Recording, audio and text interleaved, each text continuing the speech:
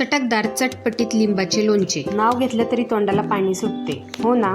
मग पटकन व्हिडिओला लाईक करा, कारण इथे आपण जराही तेल न वापरता अगदी साध्या सोप्या पद्धतीने लिंबाचे लोणचे करतोय. आणि हे लोणचे उपवासाला पण चालते बरं का. लोणच्याला बुरशी येऊ नये म्हणून बऱ्याच टिप्ससुद्धा मी या ठिकाणी सांगितलेल्या आहे. रेसिपी एकदम करायला सोपी आहे आणि वर्षभर टिकणारी सुद्धा आहे.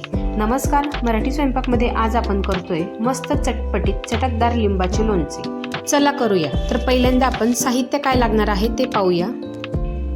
तर इथे मी घेतले आहे 7 ते 8 लिंबू. तर हे लिंबू मोठे असल्यामुळे 7 ते 8 घेतले, छोटे असेल तर 10च घ्या. तर हे लिंबू स्वच्छ धुवून घेतली आहे आणि कॉटनच्या स्वच्छ कपड्याने चांगले कोरडे करून घेतलेले आहे. त्याच्यावर थोडेही पाणी नसले पाहिजे. पाण्याचा स्पर्श झाला तर लिंबूचे लोणचे हे लवकर खराब होतं. आणि लिंबू घेत असताना असे पातळ सालीचे लिंबू घ्यायचे. आता 7 ते 8 लिंबासाठी मी घेतलं आहे 1.5 कप गूळ. तुम्ही गुळाऐवजी साखरसुद्धा वापरू शकता. त्याचबरोबर मी घेतले 2 चमचे मिरची पावडर कमी जास्तसुद्धा करू शकता. आणि 1 चमचा मीठ घेतलेला आहे. आता आपल्याला हे जे लिंबू घेतले होते ते आपल्याला कापून घ्यायचे. त्यासाठी कोरडी मी या ठिकाणी प्लेट घेतली. आपल्याला चाकूसुद्धा हा कोरडाच घ्यायचा आहे. त्याने अशा पद्धतीने लिंबू कापून घ्यायचे. तर हे लिंबू कापून घेतल्यानंतर याच्यामधले आपल्याला संपूर्ण बिया काढून टाकायच्या आहे. आपण ह्या लिंबाचा क्रश करणार आहोत, त्यामुळे आपल्याला हे बिया संपूर्ण काढून घ्यायच्या आहे. लिंबाची बिया असली तर लिंबाचा हा क्रश हा कडू होतो, त्यामुळे एकसुद्धा बी या लिंबामध्ये ठेवू नका. अशा पद्धतीने 4 फोडी करून तुम्ही या लिंबातल्या सर्व बिया काढून घ्या.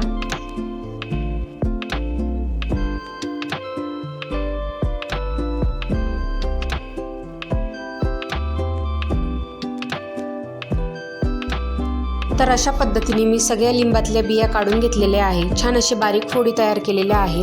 आता या फोडींमध्ये एकही बी राहता कामा नये.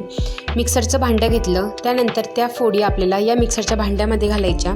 मावेल तेवढ्या फोडी आपण या मिक्सरच्या भांड्यामध्ये घालून घेऊया आणि मिक्सरमध्ये छान असे क्रश तयार करून घेऊया.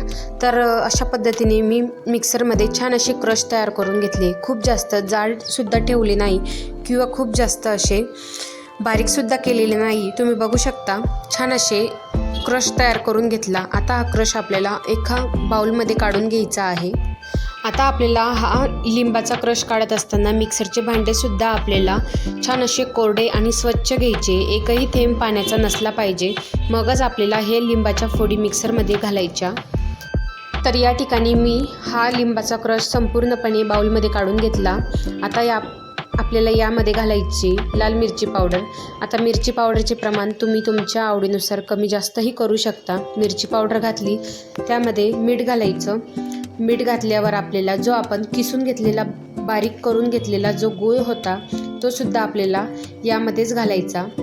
संपूर्ण गूळ आपण यामध्ये घातल्यावर छान असे मिक्स करून घ्यायचे. छान असा एकजीव करून घ्यायचा आहे. लिंबाचा क्रश या गुळामध्ये छान असा एकजीव करून घ्यायचा आहे.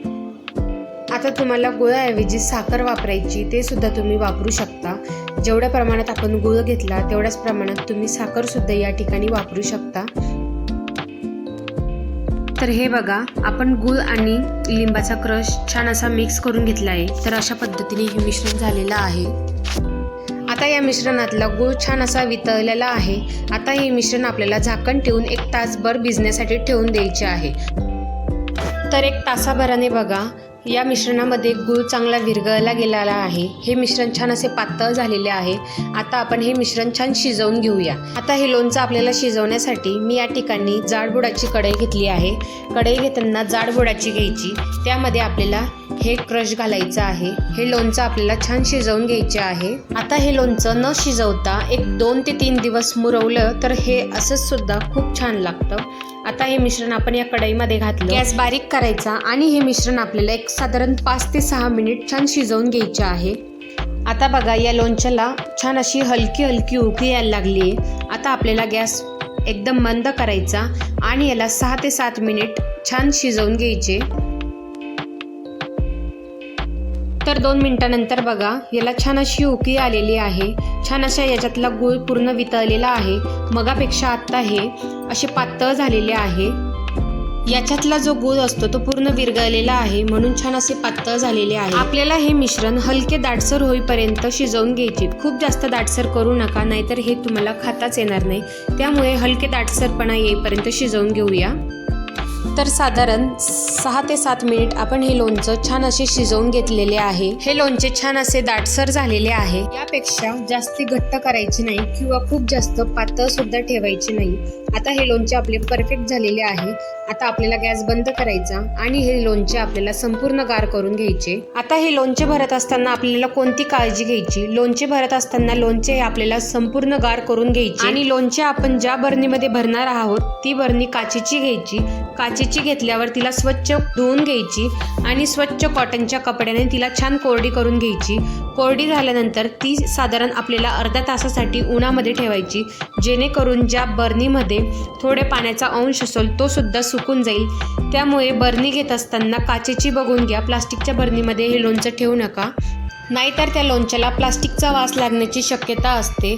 जर आपण हे लोणचे खराब होऊ नये यासाठी या सर्व टिप्स आपण फॉलो केल्या तर हे लोणचे वर्षभर आरामशीर टिकते। तर आपले शिजवून घेतलेले लिंबूचे लोणचे छान असे गार करून घेतलेले आहे। तुम्ही बघू शकता छान असा दाटसरपणा सुद्धा आलेला आहे, रंग सुद्धा छान आलेला आहे। आता पाण्याचा हात न लागता हे लोणचे वर्षभर छान असे टिकते।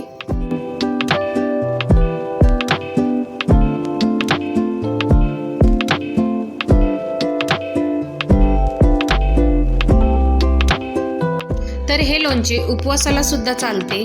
तर आपण हे लोणचे तेलाचा वापर न करता कसे करायचे ते बघितले। हे लोणचे साधारण 1 ते 1.5 वर्ष आरामशीर टिकते। फक्त याला पाण्याचा हात न लागता अशा ठिकाणी ठेवायचे आणि ज्या वेळेस आपण खायला घेतो त्यावेळेस जो चमचा असतो तो सुद्धा आपल्याला छान असा कोरडा असला पाहिजे। तर करून बघा हे लोणचे कसे वाटले ते मला कमेंटमध्ये नक्की सांगा। पुन्हा भेटूया अशाच एका नवीन व्हिडिओमध्ये। तोपर्यंत धन्यवाद।